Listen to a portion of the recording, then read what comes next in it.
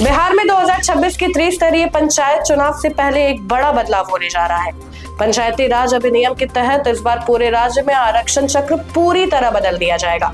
2016 और 2021 के पंचायत चुनावों में जिन सीटों पर आरक्षण लागू था, अब वे सामान्य हो जाएंगी। इसी के साथ 2011 की जनगणना के आधार पर नया रोस्टर तैयार किया जाएगा। इस बदलाव का मतलब है कि जिन पदों पर अनुसूचित जाति, अनुसूचित जनजाति, अत्यंत पिछड़ा वर्ग या महिला कोटि का आरक्षण लागू था, अब वहां से वह आरक्षण खत्म हो जाएगा।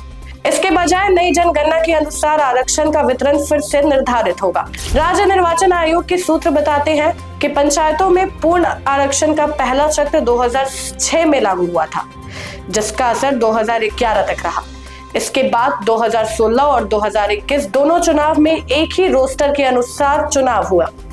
2 बार लगातार एक ही सीट पर एक ही वर्ग को आरक्षण मिलने से कई जगहों पर स्थानीय राजनीतिक स्थिति बन गई थी। लेकिन अब 2026 में तीसरी बार राज्य भर में आरक्षण चक्र बदलने जा रहा है।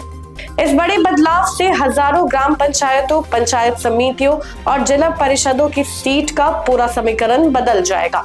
जहां पिछले 10 साल से एक ही वर्ग को आरक्षण मिल रहा था, वहां अब सामान्य श्रेणी के प्रत्याशी मैदान में उतर सकेंगे।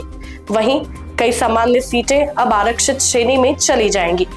ग्रामीण राजनीति में यह परिवर्तन नए समीकरण पैदा करेंगे और कई अनुभवी नेताओं की राजनीतिक जमीन भी बदल जाएगी। आगामी पंचायत चुनावों में उम्मीदवारों और राजनीतिक दलों दोनों को रणनीति नए सिरे से बनानी होगी।